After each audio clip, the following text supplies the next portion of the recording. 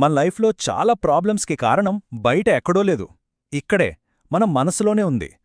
మనల్ని ప్రశాంతంగా ఉండనివ్వకుండా, మన మాట అస్సలు వినకుండా, ఎప్పుడూ ఎక్కడికో పరుగులు తీస్తూ ఉంటుంది. మరి ఈ మనసుని మన కంట్రోల్లోకి తెచ్చుకోవడమెలా? తెలుసుకుందాం. ఇది మనందరికీ జరిగేదే కదా. చదువుదామని సీరియస్గా కూర్చుంటే మనసు టక్కున ఫోన్ వైపు లాగేస్తుంది.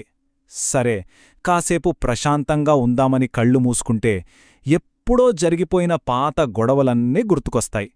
ఇక రాత్రి నిద్రపోదామనుకుంటే చాలు, రేపటి టెన్షన్లు, జరగబోయే పనుల గురించి ఆలోచనలు మొదలవుతాయి. అసలు మన మనసు మనతో ఉండకుండా మనల్ని ఎక్కడికో లాక్కెళ్ళిపోతున్నట్టనిపిస్తుంది. ఇంతకీ ఎందుకిలా? అయితే ఈ ప్రాబ్లం మనకు మాత్రమే ఉందని అనుకుంటే పొరపాటే. ఈ గోలంతా ఇప్పుడు స్మార్ట్ఫోన్లు వచ్చాకే మొదలైందని అనుకుంటున్నారేమో? అస్సలు కాదు. నిజానికి ఇది వేల సంవత్సరాలుగా మనుషులు ఎదుర్కొంటున్న ఒక పెద్ద సవాలు. ఈ ప్రశ్న ఎవరికి వచ్చిందో తెలుసా? సాక్షాత్తు మహాభారతంలో కురుక్షేత్ర యుద్ధరంగంలో నిలబడి గొప్ప యోధుడైన అర్జునుడికి. ఆయనే స్వయంగా కృష్ణుడితో ఇలా అన్నాడు: కృష్ణా, నా మనసు చాలా చంచలంగా ఉంది. గాలిని ఆపడం ఎంత కష్టమో దీన్ని ఆపడం కూడా అంతే కష్టంగా ఉంది. నేను ఎంత ట్రై చేసినా ఆగట్లేదు. చూడండి, అర్జునుడికే ఈ సమస్య ఉందంటే ఇది ఎంత సాధారణమో మనం అర్థం చేసుకోవచ్చు. దీనికి కృష్ణుడు చెప్పిన సమాధానం వింటే ఆశ్చర్యంగా అనిపిస్తుంది, కానీ అదే అసలైన నిజం. మనసును గెలిచే ఆ సీక్రెట్ ఏంటో ఆయన చాలా సింపుల్గా చెప్పాడు. మనం జనరల్గా చేసే పెద్ద మిస్టేక్ ఏంటో తెలుసా? మనసుని ఒక శత్రువులా చూస్తాం. దాంతో ఫైట్ చేస్తాం. నువ్వు నా మాట వినాల్సిందే అని బలవంతం చేస్తాం. కాని కృష్ణుడు చెప్పిన దారి దీనికి కంప్లీట్గా ఆపోజిట్. ఆయనేమన్నాడంటే, అర్జునా, నువ్వు చెప్పింది కరెక్టే, కాని పదే పదే ప్రయత్నించడం అంటే అభ్యాసం ద్వారా దాన్ని నెమ్మదిగా మన దారికి తెచ్చుకోవచ్చు. సింపుల్గా చెప్పాలంటే మనసుతో యుద్ధం వద్దు, దానికి ఫ్రెండ్లా ట్రైనింగ్ ఇవ్వాలి. ఇంకా సింపుల్గా చెప్పాలంటే మనసు మన శత్రువు కాదు, అదొక చిన్న పిల్లాడిలాంటిది. ఆలోచించండి, ఒక పిల్లాణ్ణి కొడితే ఏమవుతుంది? ఇంకా మొండికేస్తాడు కదా. అదే ప్రేమగా దగ్గరికి తీసుకుని చెప్తే మన మాట వింటాడు. మనసు కూడా అంతే. దాన్ని వదిలేస్తే అల్లరి చేస్తుంది, కాని దానికి ప్రేమగా దారి చూపిస్తే మన బెస్ట్ ఫ్రెండ్ అవుతుంది. ఓకే, మనస్సుని ఫ్రెండ్లా ట్రైన్ చెయ్యాలి, బావుంది. కాని ప్రాక్టికల్గా దాన్నెలా చెయ్యాలి? ఏమైనా గంటల తరబడి ధ్యానం చెయ్యాలా, లేదంటే ఇంకేమైనా కష్టమైన పనులున్నాయా? అస్సలవసరం లేదు. కృష్ణుడు చెప్పిన అభ్యాసమంటే మరేదో కాదు, చాలా చాలా సింపుల్ అయిన 2 అలవాట్లు. ఫస్ట్ది, ఏ టైంలోనైనా సరే ఒక్క పనే చేయడం. అన్నం తింటున్నారా?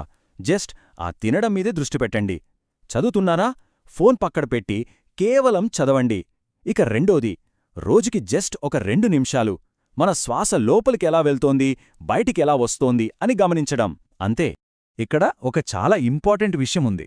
ఇలా చేస్తున్నప్పుడు మనసు పక్కకి వెళ్తుంది. అది చాలా నార్మల్.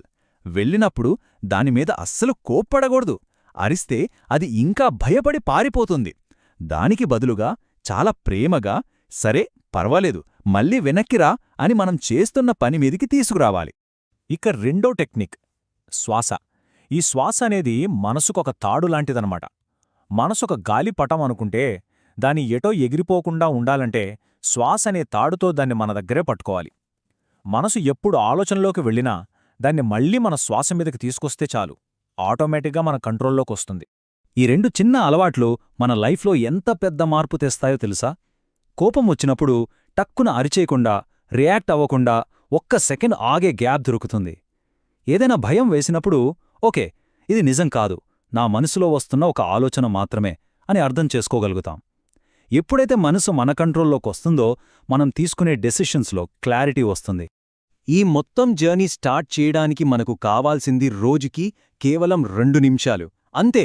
జస్ట్ ఫోన్ పక్కన పెట్టి ప్రశాంతంగా కూర్చుని మన శ్వాసని గమనించడం, అంతే చాలు. సో మనం గుర్తుంచుకోవాల్సిన మెయిన్ పాయింట్ ఇదే: మనసు మన శత్రువు కాదు, మన లైఫ్ జర్నీలో మన బెస్ట్ ఫ్రెండ్, మన సహచరుడు. దాన్ని శిక్షించడం కాదు, ప్రేమగా ట్రైన్ చెయ్యాలి. అంతా బాగానే ఉంది, మనసును నెమ్మదిగా ట్రైన్ చేయొచ్చు, సరే. కాని ఒక్కొక్కసారి కోపం అగ్నిపర్వతంలా అప్పటికప్పుడు బద్దలవుతుంది కదా. ఆ క్షణంలో ఏం చెయ్యాలి? ఆ కోపంలో అనేసిన మాటలు, చేసేసిన పనులు తర్వాత మనల్నే కాల్చేస్తుంటే పరిస్థితేంటి? దీనికి కూడా గీతలో ఒక అద్భుతమైన సమాధానముంది. దాని గురించి మన నెక్స్ట్ విశ్లేషణలో తెలుసుకుందాం.